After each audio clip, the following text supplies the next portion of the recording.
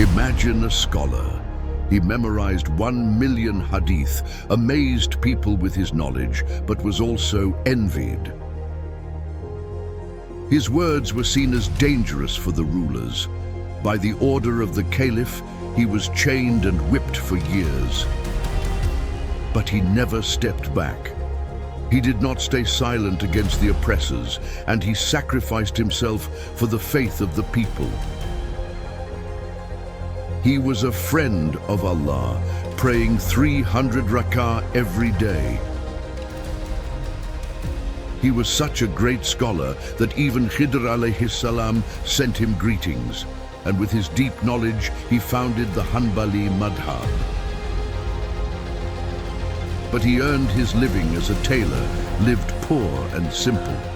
Some called him the savior of the ummah, but he never trusted his own soul and kept repenting all his life.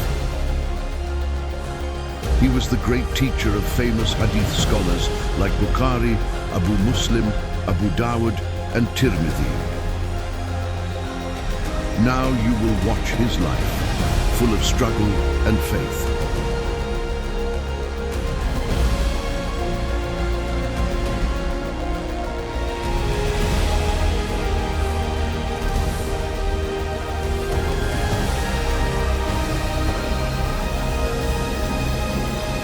You are on Religious Story TV.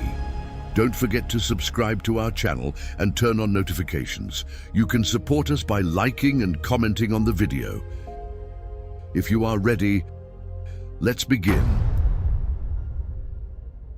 Imam Ahmad bin Hanbal is the founder of the Hanbali madhab, one of the 4 great madhabs of Ahl-Sunnah. He showed Muslims a strong and clear path in the light of the Qur'an and hadith. Ahmad bin Hanbal, one of the 4 great madhab imams, was a descendant of Ismail alayhissalam. Ahmad bin Hanbal was born in Baghdad in the year 780. At the age of just 15, he memorized the Qur'an. Later he studied Arabic and fiqh from Abu Yusuf. He placed learning hadith at the center of his life and studied under many teachers in Baghdad to deepen his knowledge. Among his most important teachers was Imam Shafi'i. At the age of 19, Ahmad bin Hanbal traveled first to Kufa and then to Basra to continue his hadith studies. On his way back from one of his journeys to Basra, a man who knew him saw him carrying many books and notes on his back and was surprised. The man said, "You go to Kufa, then to Basra. How long will you keep doing this?" Ahmad bin Hanbal smiled at his words and replied, "With ink and pen until the grave." The man was amazed by this answer and kept looking at Ahmad bin Hanbal with astonishment as he walked away.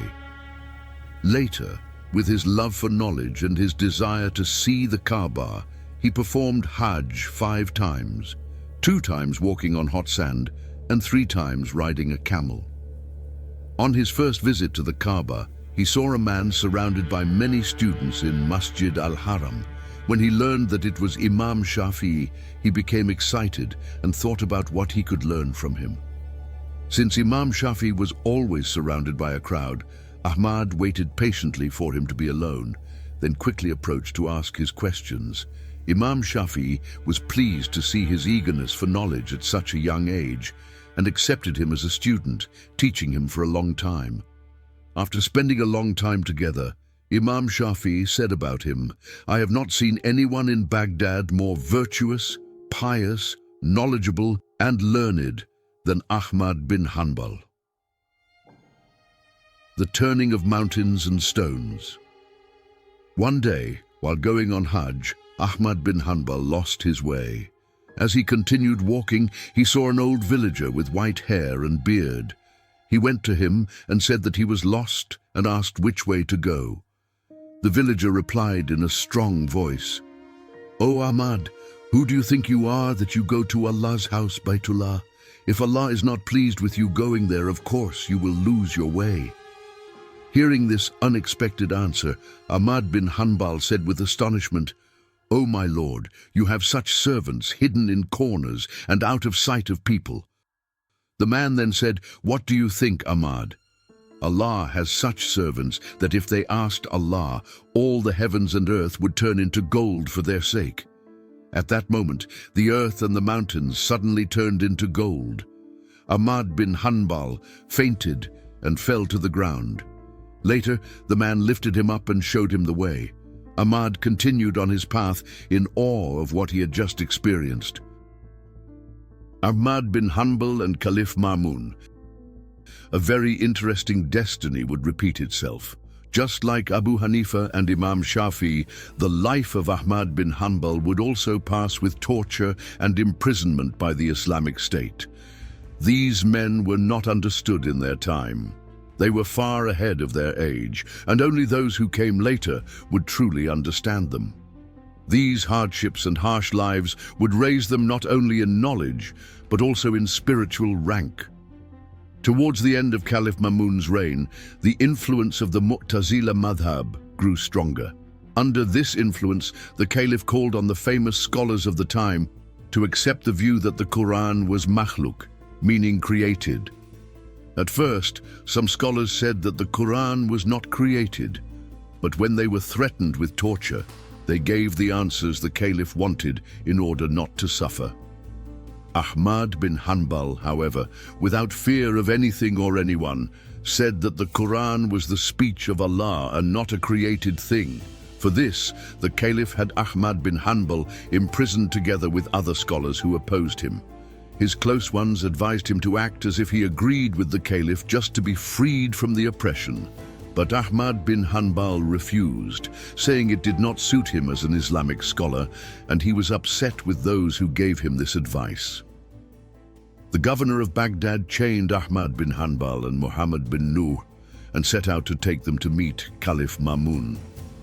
But when they reached Raqqa, a soldier riding fast on a black horse appeared from behind a hill and brought the news that the Caliph had died. The soldiers were filled with sadness, but Ahmad bin Hanbal did not change his calm and firm stance. After waiting there for a while, they returned to Baghdad.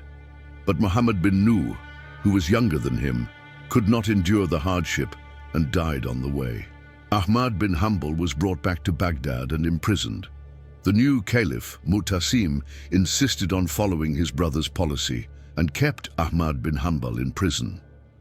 When Ahmad bin Hanbal was first brought to prison, Abu al-Haytham and the others who were already there did not recognize who he was. In prison, Ahmad bin Hanbal spoke very little. He ate just a few bites, prayed continuously, and gave advice to the prisoners. The prisoners were deeply impressed by his words and began to think he was a great scholar. Abu al-Haytham went to him several times and asked, "O Imam, what is the reason you are here? Did you steal? Did you kill someone? Or did you sell defective goods like greedy merchants?" But he got no answer. When Ahmad bin Hanbal still did not respond, Abu al-Haytham finally lost his patience and shouted, "Then why are you here?" Still, there was no answer. Minutes passed, and then Imam Hanbal turned slightly to Abu al-Haytham and said, "I read the Qur'an, just as every servant of Allah should." Abu al-Haytham did not understand and asked again, "Why would they put you in prison just for reading the Qur'an?" Ahmad bin Hanbal turned to him again and said, "Sometimes the mind understands what the tongue recites, but the heart does not find peace. They treat the Qur'an, the speech of Allah, as if it were just a creation. Then, like a thief, they try to steal its holiness. Like a killer, they try to destroy its truth. And finally, like a greedy merchant, they try to sell their faulty idea to Muslims." Abu al-Haytham looked at the Imam in shock after this answer, unable to understand anything. Ahmad bin Hanbal sighed and said quietly, as if hoping he might understand someday, "When such a reader gains influence by the side of the ruler and sets up a market of fitna, he throws anyone who does not buy his faulty idea into prison." Then the doors of the prison opened. A few guards came to take him. They came in and chained his hands and feet. Imam Hanbal said goodbye to the other prisoners, and then it was Abu al-Haytham's turn. At that moment, something broke inside Abu al-Haytham, and he threw himself in front of Ahmad bin Hanbal. "O Imam, I am a stubborn thief. I was caught many times and whipped 18,000 times, but I did not give up stealing. And you, O Ahmad bin Hanbal, you are the Imam of this city. If you know the truth, never turn away from it. I was patient on the path of Shaitan, so you be patient on the path of Allah." Imam Hanbal listened carefully to Abu al-Haytham, but before he could reply, the guards took him away. Years later, Ahmad bin Hanbal said about Abu al-Haytham, "May Allah have mercy on Abu al-Haytham and forgive him. His words and advice kept me standing during the torture."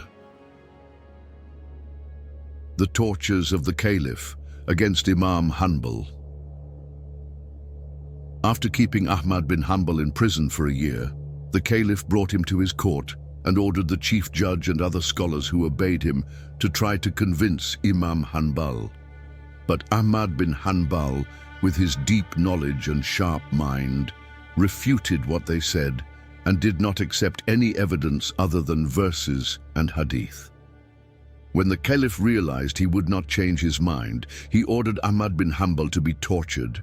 Even though he groaned under the heavy blows of the whip, Imam Hanbal did not even break his fast. The Caliph told him he would be freed if he said that the Qur'an was created. Imam Hanbal did not even respond to this offer and simply recited the Shahada. When the Caliph saw that the torture had no effect, he considered releasing him.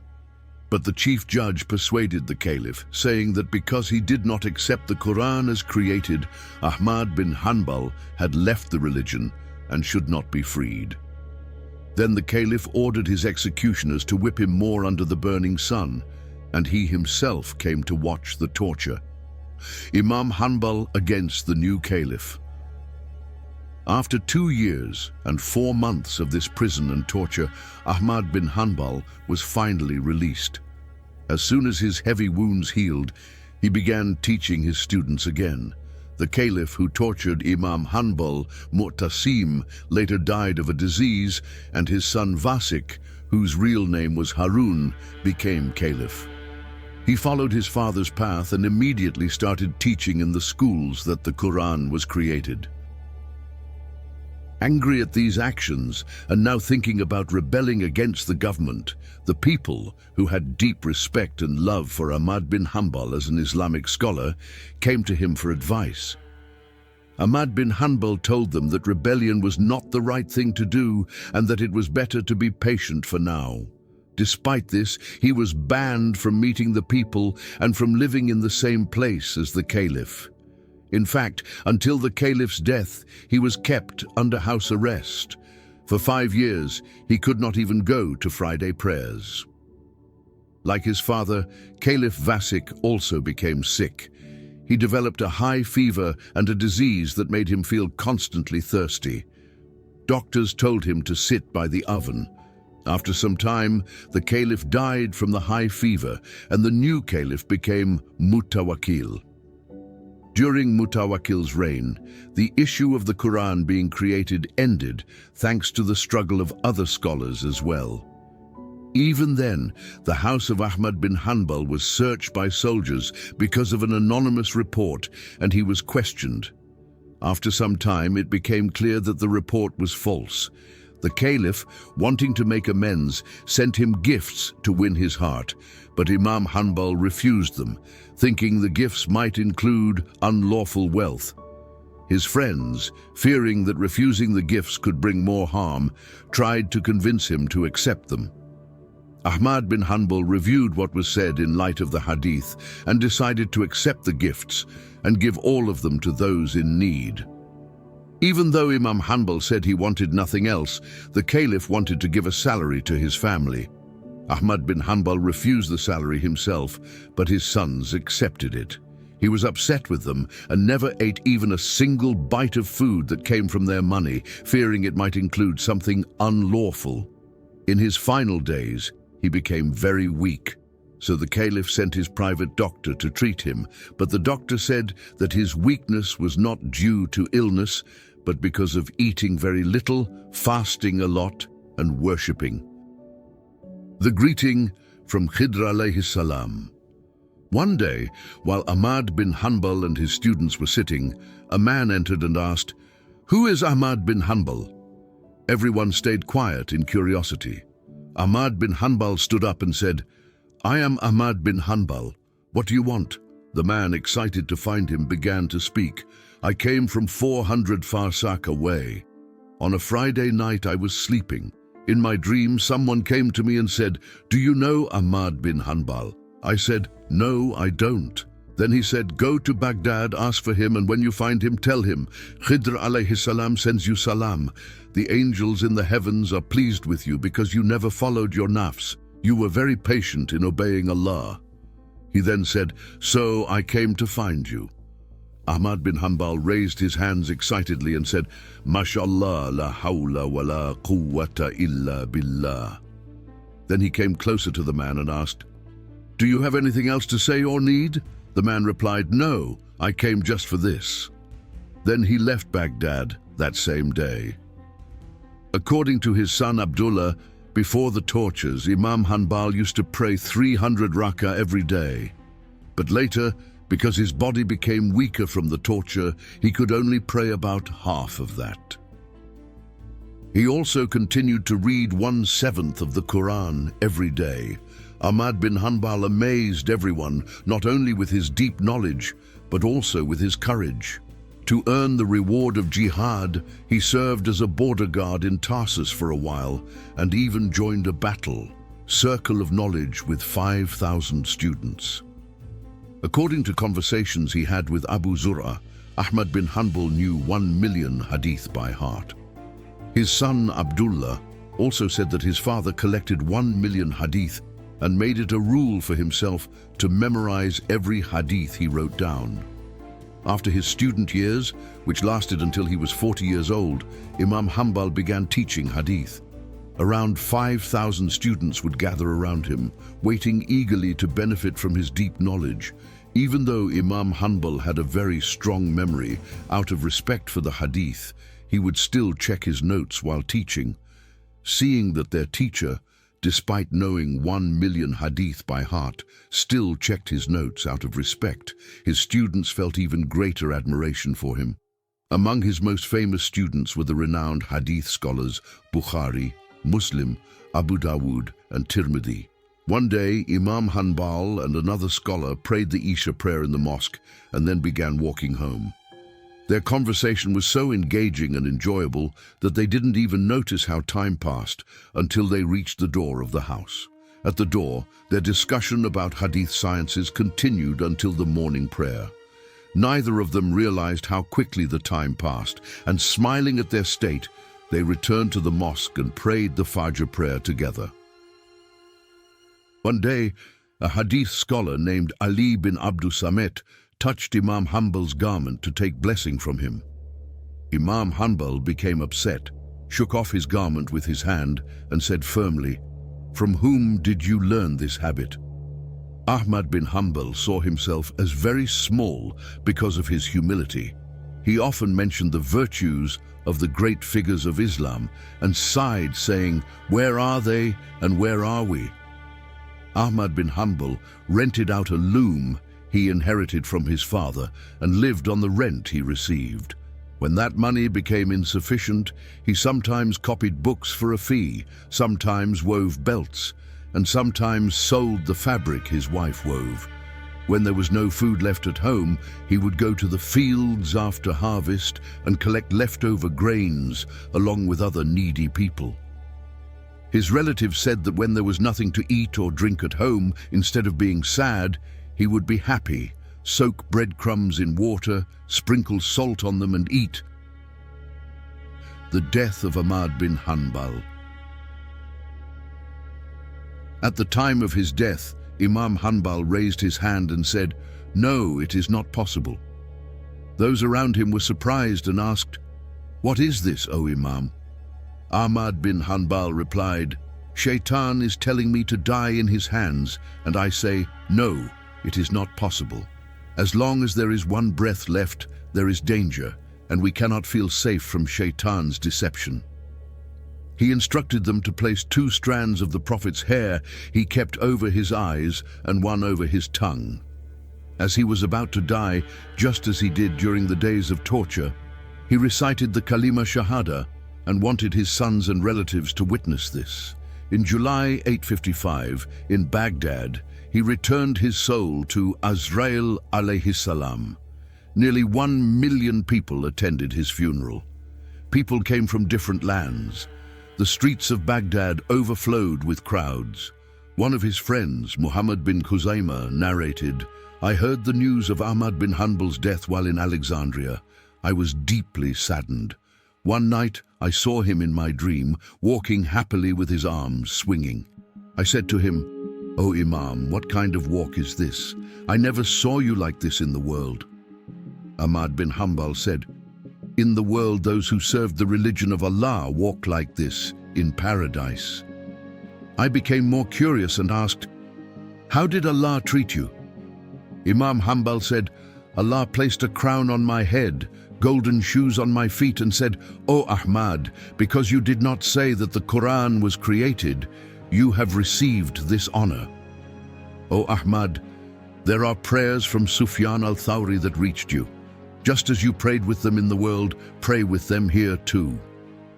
Then I prayed, "O Lord of the worlds, forgive us and have mercy on us. Do not question us." After this prayer, Allah said, "O Ahmad, here is paradise.